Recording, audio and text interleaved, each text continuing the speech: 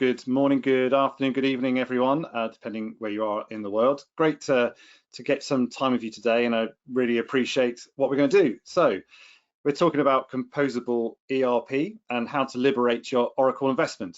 I'm Martin Biggs. I've been with Spinnaker now nearly 3.5 years, leading the business here in EMEA, and we've seen a lot of transformation and take up around the concept of composable ERP. And some of the challenges around that, and that's really what we want to share with you today. Just to take us through the agenda, we're going to talk about what are people trying to achieve through their ERP at a very high level, and then an overview of what we're talking about with composable ERP. But I want to be clear, this is not about the technical integration of how you achieve composable ERP. This is absolutely about, as you plan out that journey, how do you enable your Oracle estate to go on that journey from a commercial and a contractual basis? So that's where we're going to then spend some time halfway through this webinar, is understanding how your Oracle contract either enables or restricts you in doing what you're trying to do around composable ERP. Then we'll talk about, once you've understood that, what your goals are for your ERP transformation, and how something like third-party support becomes quite essential into unlocking those goals. So, first of all, the imperative of building an ERP solution, there's very much the concept of the one and done approach, which comes from monolithic ERP, which you would typically see through an Oracle end-to-end implementation or an SAP end-to-end implementation. Is something which it's not delivering what businesses were expecting. And especially during the pandemic, it was very clear that that classic approach to ERP strategy inhibited both the agility and really undermined business value. I've been on calls with CIOs and watched a lot of webinars myself with CIOs talking about how they are now looking at how do they change their business processes to align with the tools, because that's the way to drive business value. And that's quite a scary thought, because surely IT should be supporting business, not business aligning with how IT is. So what is the overall, what are business owners asking of IT for ERP to deliver? Well, first of all, is increasing that alignment with business leaders. Is the service that the ERP solution is providing actually aligned with what the business is requiring now? And as part of that, there is a big request to reduce the reliance on those much larger ERP vendors that have to be heavily customized to actually align with what the business is trying to deliver. Because if you don't, you are missing out on a huge amount of value. So that's not just an Oracle statement. And of course, we all know that eBusiness Suite or Siebel, even PeopleSoft, can be heavily customized to meet the requirements of your business. But that's true across the industry, and major SAP implementations tend to be as bespoke and customized as they are off the shelf. So that creates a lot of complexity, because then what is your business? How are you going to develop? How are you going to react to changes in the business? And that's where there's an expectation now of continuously delivering incremental business value. And by that, we mean that your ERP, the monolithic ERP that you've typically got today, or maybe sometimes people have a combination of bit of best of breed and alongside that monolithic ERP solution, but the business is expecting you to continue to deliver changes and updates and so on. And so as IT leaders, you've now got a real challenge. How do I balance the flexibility that is being asked of the business, which is to be as flexible as possible and deliver new solutions, maybe mobile applications that integrate the back end of a supply chain at a drop of a hat, with how complex that's going to become to not just solution, but to maintain, deliver, and so on. So the difference between having a monolithic all SAP or all Oracle solution, which on the whole, from a data integrity point of view, is simpler, although complex at the point of customization, but it's not flexible, with a flexible environment which is highly complex. And maybe the answer is always going to be a trade-off between one and the other. So if we look at the history of how ERP has been performed, if we looked at the late 90s and most of the 2000s, it was typically provided by one vendor. And of course, you're looking at either the three large vendors, Oracle, Microsoft, SAP, or you're looking at a combination of smaller companies providing ERP software where there are clear components that are being delivered by that vendor to deliver an outcome.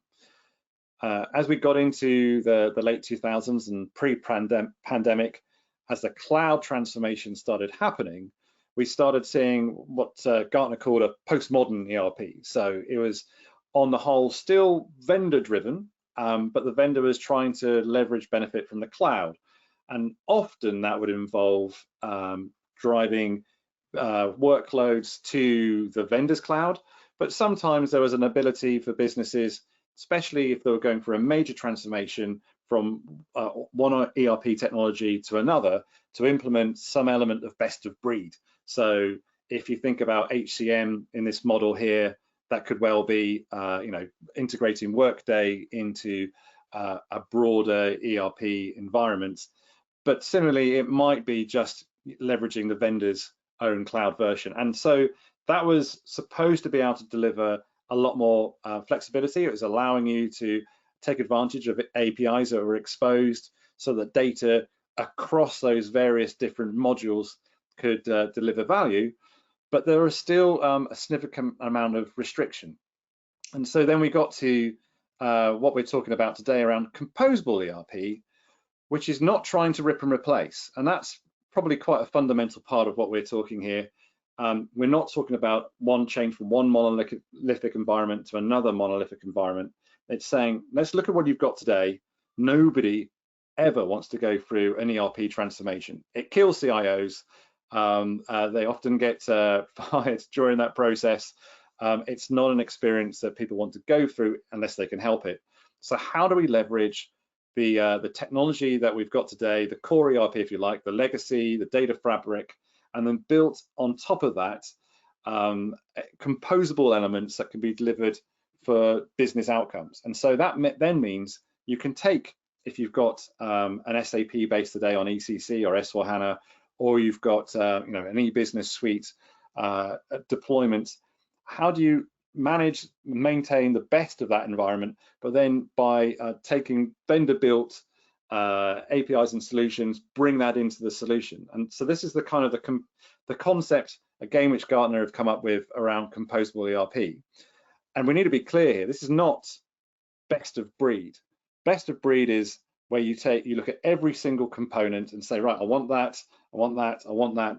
And then IT's got the problem of how do you connect it all in the back end and it's all brand new. No, what we're trying to do here is get the best of the value of what you've got today, not rip that out because it's not the best. You've got to absolutely validate how that data fabric and the legacy technology is still able to support the newer cloud solutions that you might want to plug in, or even on-premise solutions from other technologies to deliver what the business needs at all times and keep on that cycle. This is not a position of, I've now delivered an ERP solution from a vendor and I'm now relying on that vendor for updates and changes to change my business. You're now taking control of your ERP and listening to the business so that it's continuously innovating. So we are now going to think about that in terms of, well, what's the change? As I was saying, for a traditional environment, heavily on the customizations, typically it's one vendor, Oracle, SAP, maybe Microsoft, and there's a lot of tech debt in there as well, which is stopping you from being able to change to what the client wants. It's proprietary. The architecture is very restrictive. It's not down to what you want, it's down to what the vendor wants. And that even comes to the point of saying the vendor is now telling you you have to upgrade under a certain timeline. SAP is absolutely classic for this. Lots of people are on ECC 6 today. It does exactly what they want it to do, but it's not delivering, but they're being told if you're not upgrading to S4HANA by 2027, then you're not going to be supported. Well, that suddenly means you've got an absolutely fine and functional ERP, but you're being told you've got to change, you've got to transform, where there's very little business value. And this is relevant to an Oracle user group because you might be saying, well, okay, my company is SAP from an ERP perspective, but there are clear technologies on the Oracle side that I want to take advantage of, but I can't because we're locked into that SAP ecosystem. And that's the whole challenge. At the end of the day, the innovation is locked with a vendor. It's not down to you of the IT organization, and it's their roadmap, not your roadmap. It's the vendor's roadmap, not the roadmap of your organization. So the concept of composable ERP is basically saying we need to have the flexibility so that we can change as the business changes. We also need to be able to look at what a customer-centric application delivery model is. Now, that could be, as an example, during lockdown, a lot of businesses had to change from being retailers where people would come into business outlets to purchase to suddenly, how do I enable very quickly an online capability that allows people to interrogate my back end, understand my inventory, and purchase as available. Well, those nimble organizations that were able to adapt to that, and some of those were able to develop low-code solutions, whatever, were thrived during lockdown and the changes. And those that didn't went out of business. So there is a very clear recent business example. And as we now go through a lot of economic turmoil as well, the increasing pressure on IT to be able to support those customer-centric models becomes clearer. And so the whole idea is it aligns closer with the needs of multifaceted organizations. And many of us are in those where they've acquired different businesses with different backends, different ERP technologies, and IT can get sucked up into a business of how do I merge all this together? How do I migrate all of this onto one monolithic area? That might be right. And some elements around an idea of composable ERP is that you could have a 2 or even 3-tier approach where you have, for the bigger business units, this is our architecture, and it might be end-to-end with an Oracle or SAP alignment, but I need a more flexible approach for more dynamic business units that can't justify that overhead or are never going to get there. And so your composable ERP story allows to have those multifaceted organizations within that. So that's at a very, very high level, and I appreciate that in 15 minutes, I've kind of done a very, very quick, as the Brits would say, sheep dip into what composable ERP is. Really what we wanted to share at this stage, because the challenge for organizations becomes, well, how do I actually achieve this? And so if you've got an end-to-end solution today which is based around Oracle, or it might even be based around SAP, and you're looking to change some of those elements. So for example, on the application side, you might be wall-to-wall EBS, but you're thinking, actually, for a few of my components, I want to go to leverage an MS Dynamics technology. Or you're thinking on a database side, I'm wall-to-wall Oracle database, but I might want to do some of my technology now on Postgres. Or similarly, you might be thinking on management, is it going to be in-house, or is it going to be a blend of in-house and outsourcing elements to an SI, or do I want this on-premise and some of it on a hyperscaler?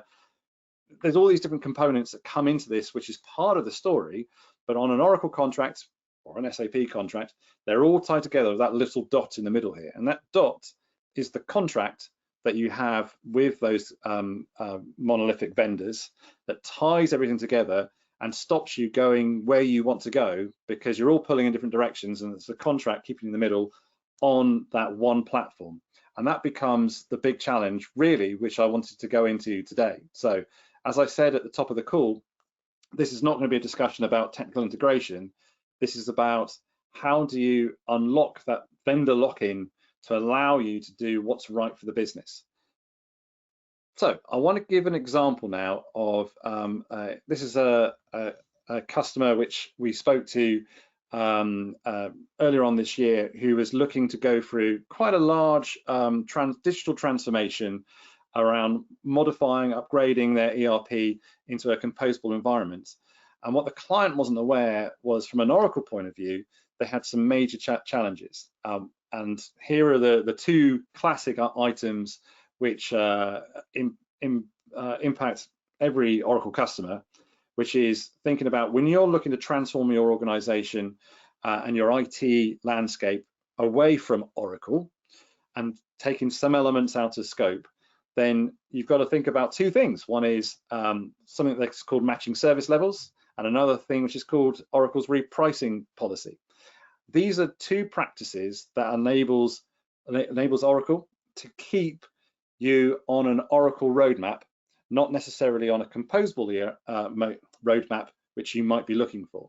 So I'm going to go into this in a bit more detail to really explain what's going on, because this is the sort of thing which most people who go down a composable ERP or any kind of digital transformation are not aware that actually, whilst technically they might have laid out exactly how the architecture is going to be laid out for a future vision, it's the commercial piece which Oracle and SAP, because they will do the same thing as this, will lock customers into their roadmap so they cannot do all these great things they want to do. And just to be clear, matching service levels basically says everything of a certain license set. So for example, database is one license set, or e-business suite is another, or Agile PLM, Siebel, middleware, and so on. You either have to have all of that with Oracle or turn it all off from a maintenance point of view. Otherwise, the charges on a maintenance piece is going to be exactly the same. And of course, maintenance on an annual basis is significant. It's a huge part of any IT organization's annual spend. And it's that lock-in which Oracle manages to develop to say, well, actually, no, you can't reduce that. So if you, and we're going to explain this a bit more in a second, they'll leverage that annual charge to help you go to their cloud, not to competitors. It kind of makes sense if you're in Oracle's position, but it doesn't necessarily align with what you're trying to do for your business if the business is asking you to do other things as part of a composable ERP strategy. And then the second piece is the repricing, which says, if I'm going to terminate some of my licenses, Oracle, please reprice my support. And sometimes it will not turn out anywhere near like you expect. It's certainly not done pro rata. So I think I need to paint this out a bit. So this is an example of a recent client we spoke to and their organization around an Oracle structure. So they had a good amount of Oracle database, obviously some SOA with WebLogic. On the CRM side, they were using Siebel, and they were using a good number of e-business modules, business planning, warehouse management, financial planning, and of course on the HR side. And actually this pie chart is showing something else. This is actually a breakup of their annual spend on maintenance as well. And I've also grouped it here into the license sets, into the product family. So you've got your e-business suite on the left, database, middleware, and Siebel.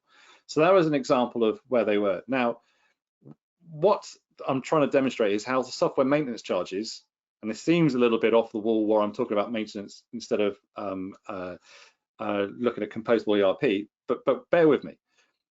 This is the vision that the client shared with their 200 strong IT organization a week before I met them. And they basically said, we want to go and transform our organization over the next year and a half so that the IT aligns with what business is wanting. And there's an element of best of breed here as well. But they said, look, we want to move half our databases from Oracle to Postgres. We want to stay with Oracle on the middleware, but obviously we're going to move to the cloud and work with Fusion middleware. Siebel, we've decided we want to move to Salesforce. And of course, that's quite a normal transformation. We hear that a lot. Similarly, HCM going to Workday. They talked about e-business, financial planning, going to MS Dynamics equivalent solution. With the warehouse, they wanted to go to the cloud of Oracle. And for the business planning, they decided there was a module from SAP that would deliver them best value. So this is what they painted out and they wanted to do. The challenge was, of course, the two elements I shared with you just earlier about matching service levels and repricing meant that if they were to transform, say, the database and move half of that to Postgres over a 2-year period, 2 years later, if they were paying $1 million to Oracle today for the annual support of the database, they moved half of it away to Postgres, Oracle's going to be charging them pretty much the same thing, if not more, 2 years' time, even though they've moved half their databases away. So what was the point of doing that transformation? Similarly, on all of the e-business suites, carving out bits of e-business and saying, oh, I'm going to close down my HCM and move to Workday, there is no financial relief from doing that unless you turned off all of your e-business.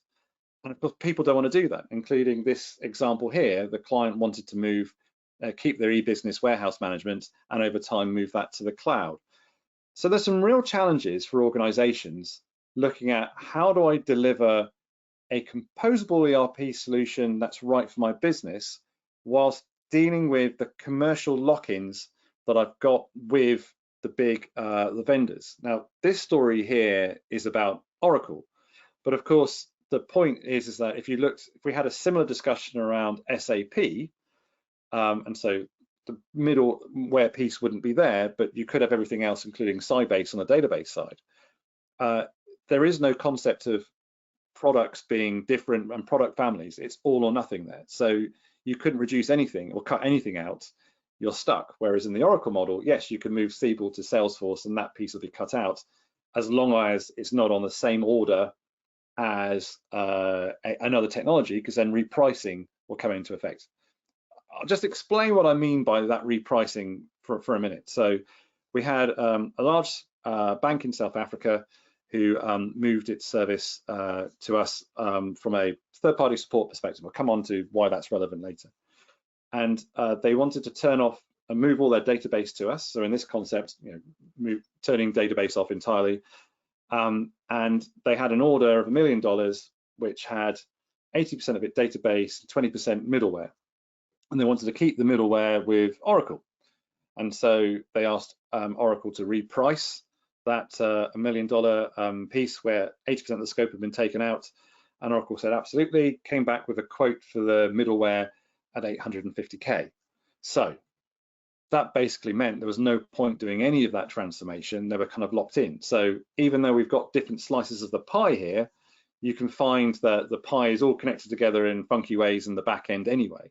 And this again is where a huge amount of challenge comes through, where you've got an IT architecture plan for what you want to do for composable ERP, but the vendor you're with today, be it Oracle, be it SAP, is locking you down. And so you might want to be introducing new Oracle solutions into your SAP environment. You might be wanting to introduce other vendors into your Oracle environment, but it's fundamentally those the annual spend you have with these vendors is actually the golden handcuffs they have around you in order to deliver that.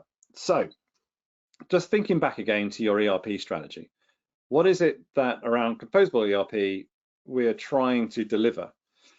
Well, it sounds like now you need some level of architectural freedom. So to leverage composable ERP to achieve that agile best of breed application strategy, you have to have the ability to unhook bits of your current solution, turn it off, and turn on other bits without having that commercial lock-in with a vendor. Similarly, you're looking to have a responsive service to your environment. And if your environment has a combination of very new and very old, you need all of it able to deliver a functional service so that it's maintained, no matter how old or new it is.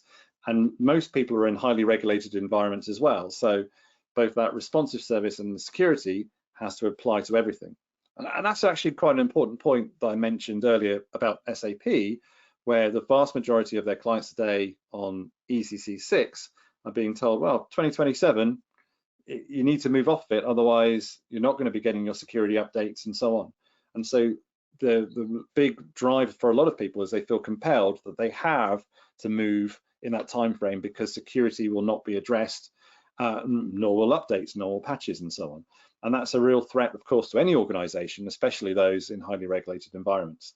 And all of that means that you are expected as IT leaders to deliver business stability, both for your users within your organization and the customers and so on. Everything has to link together, it has to work from an architectural point of view, but also doesn't matter how old the technology is, it has to be stable and it has to deliver.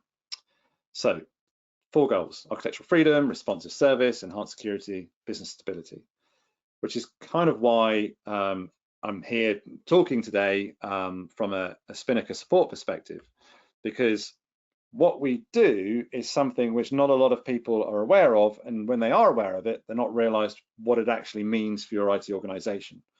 Fundamentally, Spinnaker Support delivers an alternative to Oracle and SAP's maintenance service each year. So each year, your organizations will be paying probably millions to Oracle or SAP to support ostensibly the ERP environment.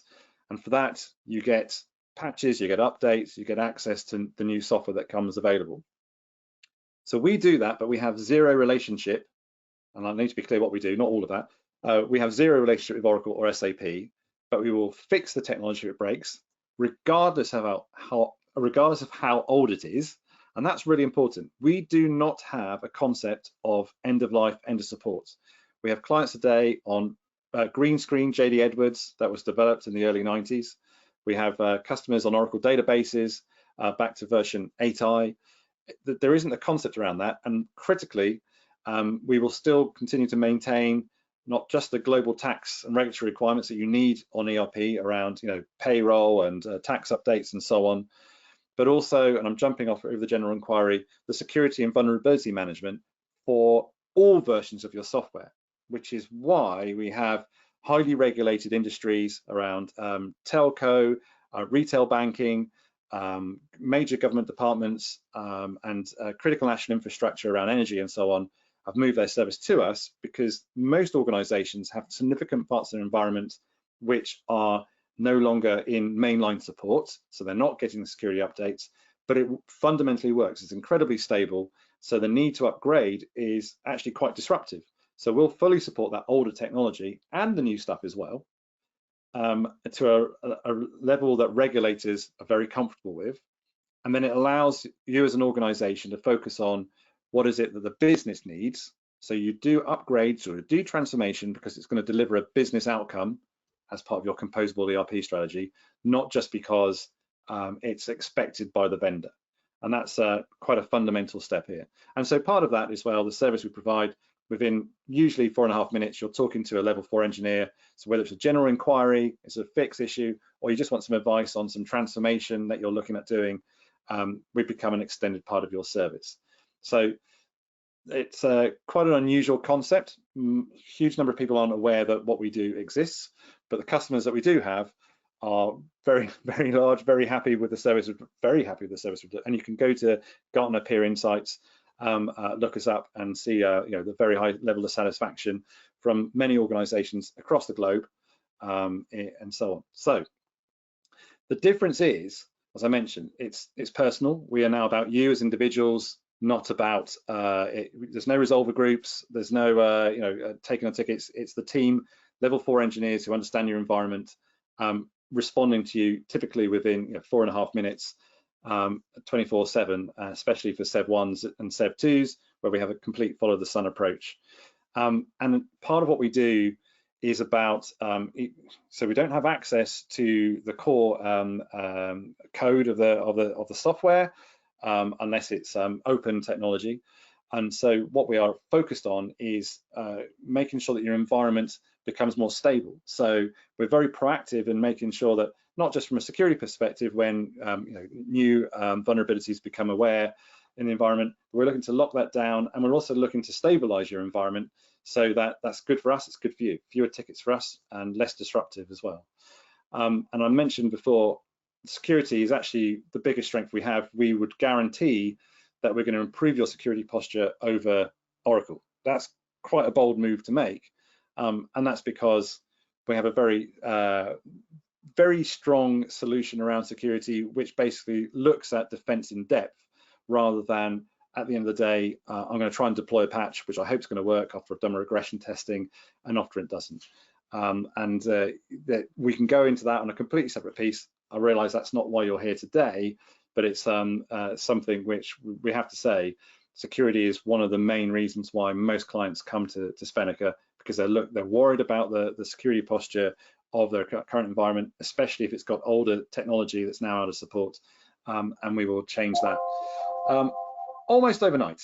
And then finally, we are accountable. So you are going to be able to, you're going to have customer success managers attached to you who are interested in delivering the right thing for you. It's a completely different concept around maintenance. It's like maintenance is the most uninteresting topic normally, but actually what we're doing here now is unlocking those golden commercial handcuffs which the vendor has on you and allowing you to go down your ERP strategy as you see appropriate. Just a really quick piece around what a transformation to Spinnaker means. We could take on your service tomorrow with all the contracts being in line. We're ready. But what we need to do really is there's going to be a lot of people within your organization who say, well, hang on, is this really the right thing to do? What are we going to lose out on by moving to third-party support? What are you going to lose on new versions of the software that become available from the point after you move your service to us? So if you're looking to go from EBS 12.1 to 12.2, that's fine. You can still do that after you've moved your service because you had the license and the ability to have those versions of the software. If a new version comes available on premise after that, then you won't get that. So it's not necessary for everyone. But if you think about a composable ERP strategy, actually a lot of the stuff, the new bits that you're trying to plug in are often in the cloud. Cloud's a completely different paradigm anyway. So you're able to take advantage of that. And I should have mentioned, because it's pretty important, that all of this unlocking of the golden handcuffs and the better service and all that kind of stuff comes at a fraction of the price that you're giving Oracle or SAP today anyway. So, and by fraction, I mean less than 50% or less. So it's releasing significant OPEX into the organization to allow for that transformation exercise to happen. We recently brought on board a major German telco who were looking to go through a composable ERP transformation. They were looking to go through a digital transformation. They had something like 180 applications, and they found that they did a review across all those applications. Either people were happy on the version of the Oracle technology they were using today, but didn't have any view or any interest in going down on the Oracle roadmap, or they actively wanted to move away from an Oracle technology somewhere else. And the reason they hadn't done that was because they didn't have the budget to do the transformation exercise. So moving to us, they were able to save 10 million euros a year, and then 2 million of that went straight into a transformation fund to fund the transformation to where they wanted to go to deliver the outcome that they needed for their customers and for their businesses. So that was pretty fundamental. So this whole process to get to us on average takes 6 to 7 months from when your big renewal date is with Oracle or SAP, but we can do it, we can compress that significantly. It's really down to the pace you want to go. That German telco actually was done just over a month. So it's possible, but the business needs to be focused on why it wants to do it and the outcomes it wants to deliver. So with that said, I've come very quickly to the end of the webinar. And I would just like to see if there are any questions. I did see one pop up as I was going through, which is what are the potential challenges or risks associated with transitioning to a composable ERP model? Well, I think there are quite a lot of challenges as you go through, because of course now you're taking ownership of your strategy. It's not something which you're reliant on the vendor to do, which is good because your business is expecting IT to deliver an outcome rather than the vendor. But it means obviously you need to have the right skills in your organization to do that. That's not something necessarily Spinnaker can do to provide you, and there'll be very good consultancies out there. However, what Spinnaker can do is make sure that your legacy IT from a software perspective and the new versions are going to be fully supported as you go through that transition. And by supported, I'm talking from a level 4 point of view, which allows you to go through very complex changes in your environment with having your hand held by experts who are not trying to keep you locked into an environment that you want to move away from. Most customers come to us because they're going on a transformation. So we're not trying to make it difficult for you to move off of the piece that we're supporting. We actually need you to be successful in that because our interest is your outcome.